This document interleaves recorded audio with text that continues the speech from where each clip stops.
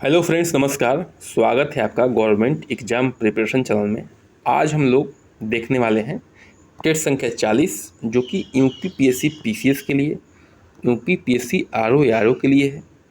और ये 10 मिनट की क्लास होगी, 10 क्वेश्चन होंगे इसमें। ठीक है, जो भी इसका कंटेंट है आपको टेलीग्राम चैनल का लिंक दिया गया है डिस्क्रिप्शन बॉक्स में, जाके वहाँ पे ज्वाइन कर सकते हैं। पूरा का पूरा कंटेंट आपको मिल जाएगा। एग्जाम पॉइंट ऑफ व्यू से बहुत ही महत्वपूर्ण क्वेश्चन है सारे। चलिए शुरू करते हैं आज का ये प्रश्न। भास्कर की लीलावती किस विषय का मानक मूल ग्रंथ है? जो भास्कर साहब की लीलावती है, किस विषय का मानक मूल ग्रंथ है, ये बताना है आपको। गणित का, शल्य विज्ञान का, काव्य शास्त्र का या भाषा विज्ञान का? तो इसका उत्तर हो जाएगा ए, यानी कि गणित का। किसका? गणित का। ठीक है, कहते हैं कि जो लीलावती जी थी वो भास्कर साहब की क्या थी? सुपुत्री थी। उन्हीं के नाम पे जो है इस ग्रंथ की रचना हुई थी। थोड़ा डिटेल में देख लेते हैं इसको। देखिए, जो लीलावती भारतीय गणितज्ञ भास्कर द्वितीय की द्वारा 1150 ईस्वी में संस्कृत में रचित गणित और खगोल शास्त्र का प्राचीन ग्रंथ है। ठीक है, लीलावती की रचना किसने की है ये भी ध्यान रखना है। भास्कर द्वितीय साहब ने किया है, 1150 ईस्वी में किया है, संस्कृत भाषा में है, और ये गणित का भी और खगोल शास्त्र का भी, दोनों का क्या है, प्राचीन ग्रंथ इसको माना गया है। इतना इम्पोर्टेंट है। आगे बढ़ते हैं, प्रश्न संख्या 2 पे आते हैं। राज्यसभा के बारे में निम्नलिखित में से कौन सा कथन सही नहीं है? ठीक है, यानी कि सत्य नहीं है। राज्यसभा के बारे में कौन सा कथन सही नहीं है ये बताना है आपको। देखिए, राज्यसभा की अधिकतम अनुज्ञेय संख्या 250 है। बिल्कुल सही है। ठीक है, राज्यसभा की अनुज्ञेय संख्या क्या है? 250 से बिल्कुल सही है। राज्यसभा में 238 सदस्य राज्य और संघ राज्य क्षेत्र से अप्रत्यक्ष रूप से निर्वाचित होते हैं, ये भी बिल्कुल सत्य है। देखिए, 238 जो है अप्रत्यक्ष रूप से निर्वाचित होते हैं, और 12 क्या होते हैं? मनोनीत होते हैं। 12 जो सदस्य होते हैं क्या होते हैं? मनोनीत होते हैं, ये भी ध्यान रखना है आपको। अखिल भारतीय सेवाओं में सृजन जैसे मामलों में इसकी लोकसभा के साथ समान रूप से विधायी शक्तियां हैं। ये पॉइंट क्या है? गलत है। देखिए, जो अखिल भारतीय सेवा का सृजन है उसमें जो राज्यसभा का दर्जा है वो लोकसभा से ऊपर है। राज्यसभा ही पहल कर सकती है। किसी भी भारतीय सेवा को अगर सृजन करना है तो राज्यसभा ही पहल करेगी, न कि लोकसभा पहल करेगी। इसलिए जो है राज्यसभा क्या है दर्जा, इस मामले में लोकसभा से क्या है, महत्वपूर्ण है, बड़ा है। ठीक है, तो यहाँ पे ये पॉइंट गलत है, इसीलिए जो है ये सी हो जाता है। ये पहल करेगी, भले लोकसभा बाद में उसको अपना क्या कर सकती है, सहमति दर्ज कराएगी, लेकिन पहल करेगी वो राज्यसभा ही करेगी। और इसी को जो है ज़्यादा महत्वपूर्ण शक्तियाँ प्रदान है किसमें? भारतीय सेवाओं के सृजन में। आगे बढ़ते हैं, प्रश्न संख्या 3 पे आते हैं। निम्नलिखित में से भारत के कौन से प्रधानमंत्री अविश्वास मत से पराजित हुए? कौन कौन से ऐसे प्रधानमंत्री हैं, चाहे कौन प्रधानमंत्री हैं जो अविश्वास मत से पराजित हुए, यानी कि अपना विश्वास नहीं, लगातार जो है 5 साल तक विश्वास नहीं बना पाए? इसमें किसमें? संसद में। विश्वनाथ प्रताप सिंह, एच.डी. देवगौड़ा, अटल बिहारी वाजपेयी, उपरोक्त सभी। तो उत्तर हो जाएगा डी, यानी कि उपरोक्त सभी। तीनों एक एक बार जो है अविश्वास मत से हार चुके हैं संसद में। देखिए, विश्वनाथ प्रताप सिंह जी 1990 में, एच.डी. देवगौड़ा 1997 में, अटल बिहारी वाजपेयी 1999 में। इनको जो है अविश्वास प्रस्ताव का सामना करना पड़ा और जो है अपने पद से हाथ धोना पड़ा था निम्न वर्षों में। आगे बढ़ते हैं, प्रश्न संख्या 4 पे आते हैं हम लोग। भारत के राष्ट्रपति के पद से संबंधित निम्नलिखित में से कौन सा एक कथन सही नहीं है? राष्ट्रपति महोदय के, ठीक है, राष्ट्रपति महोदय के संबंध में ये बातें लिखी गई हैं, तो कौन सा कथन सत्य नहीं है? राष्ट्रपति को विशेष मामलों में किसी अपराधी को समाधान की शक्ति है, बिल्कुल सत्य है।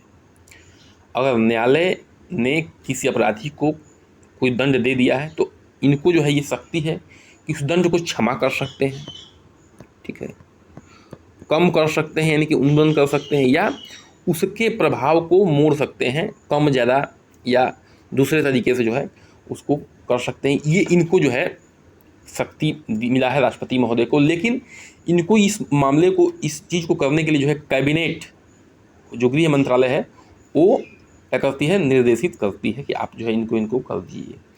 ठीक है, तो ये ध्यान रखना। लेकिन राष्ट्रपति को ये विशेष जो है दर्जा है अपराधियों के समाधान के लिए, मतलब कि ठीक है, क्षमादान के लिए। राष्ट्रपति को आंग्ल भारतीय समुदाय में से 2 सदस्य लोकसभा के नाम से निर्देशित करने की शक्ति प्राप्त है। ठीक है, बिल्कुल सही है। लोकसभा में जो है 2 एंग्लो इंडियन मनोनीत कर सकते हैं राष्ट्रपति महोदय, सही है। आपातकाल के दौरान राष्ट्रपति राज्यसभा को भंग कर सकता है, ये बिल्कुल गलत है। आपातकाल में भी राज्यसभा भंग नहीं हो सकती है, राज्यसभा भंग नहीं हो सकती है, ध्यान रखना है। आपातकाल में भी राज्यसभा बनी रहेगी। आंसर क्या हो जाएगा आपका सी, क्योंकि आपको जो है कौन सही नहीं है यही पूछा जा रहा था। आगे बढ़ते हैं प्रश्न संख्या 5 पे आते हैं। गोरखनाथ के अनुयायियों को क्या कहा जाता है? बिल्कुल आसान प्रश्न है लेकिन फेमस प्रश्न है। योगी, नाथपंथी, तांत्रिक या सन्यासी? तो उत्तर जाएगा ए, यानी कि योगी कहा जाता है। जो हमारे उत्तर प्रदेश के प्रेजेंट मुख्यमंत्री जी हैं योगी आदित्यनाथ, वो भी जो है इसी मठ से आते हैं। ये जो है उत्तर भारत के मैदानी इलाकों में चर्चित ये पंथ है।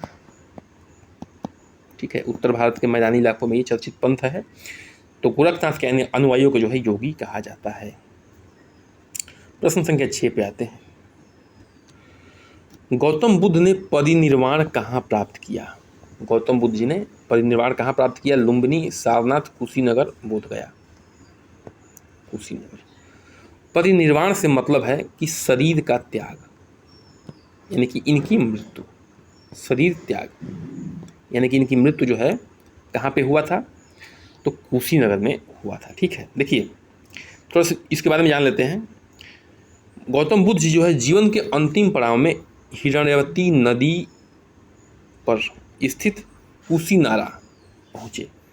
जब अंतिम पड़ाव था यानी कि अब लगभग 80 वर्ष के थे, तो ये जो है कुशीनगर, उस समय कुशीनगर नाम था, अब कुशीनगर हो गया है प्रेजेंट में। ठीक है, वहाँ पहुँचे किस नदी किनारे? हिरण्यवती नदी किनारे।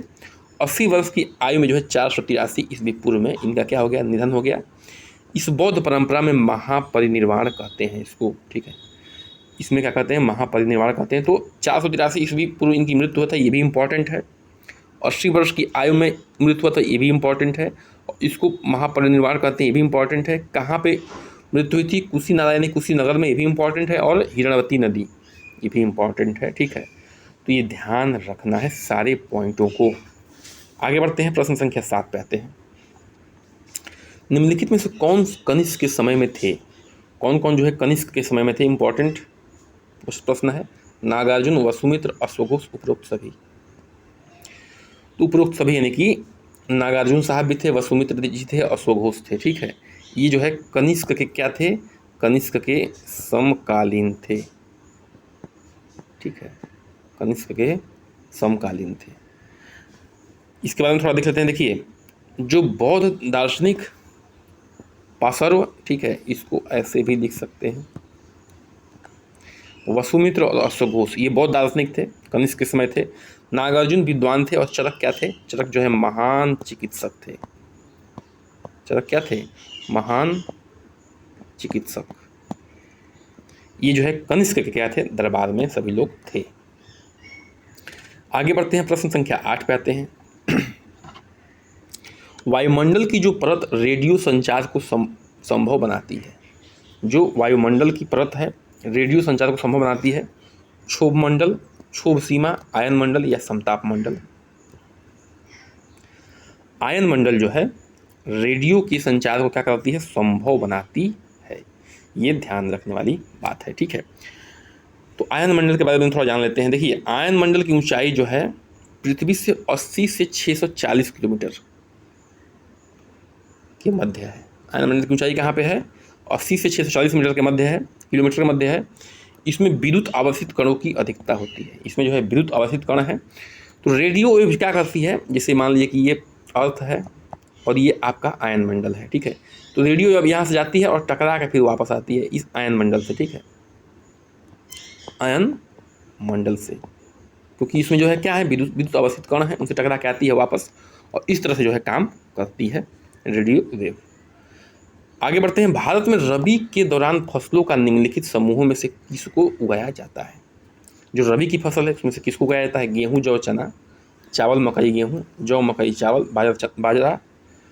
बाजरा, चना, चावल। देखिए चावल जो है ये खरीफ की फसल है, ठीक है। चावल जो है खरीफ की फसल है, इसलिए जो है उत्तर क्या हो जाएगा? ए हो जाएगा। गेहूँ, जौ, चना। तो रबी की फसल के बारे में थोड़ा जान लीजिए। अक्टूबर नवंबर में इसकी बुआई होती है। कब होती है? अक्टूबर नवंबर में बुआई। अप्रैल मई में क्या होती है? इसकी कटाई। गेहूँ, जौ, चना, मटर, सरसों, राई जो है ये क्या है? रबी की महत्वपूर्ण फसलें हैं। गेहूँ, जौ, चना, मटर, सरसों, राई गेहूँ की क्या है? सॉरी, रबी क्या है? महत्वपूर्ण फसल है। अगले प्रश्न पे आते हैं। इम्पॉर्टेंट प्रश्न है। मनुष्य के मस्तिष्क के जिस भाग में स्मृति रहती है वह निम्नलिखित में से कौन सा है? मनुष्य के मस्तिष्क के किस भाग में स्मृति यानी कि याद जो रहती है, ठीक है, किसी चीज़ को याद रखने की क्षमता की बात हो रही है, वो निम्नलिखित में से कौन सा है? हाइपोथैलेमस, अनुमस्तिष्क, कार्टेक्स, मस्तिष्क स्तंभ। तो अनुमस्तिष्क है, यानी कि इसको अंग्रेजी में कहें तो सेरिबेलम है। क्या है? सेरिबेलम है। मस्तिष्क के पिछले भाग में होता है, जहाँ पे जो है हमको स्मृति यानी कि याद रखने में, किसी बातों को याद रखने में क्या करती है? सहायता करती है, हेल्प करती है। तो आज का सेशन यहीं समाप्त होता है। कृपया करके जो है चैनल क्या कर दीजिए, सब्सक्राइब करिए, लाइक करिए, शेयर करिए और कमेंट करिए। बन रहिए हमारे साथ। नमस्कार, जय हिंद।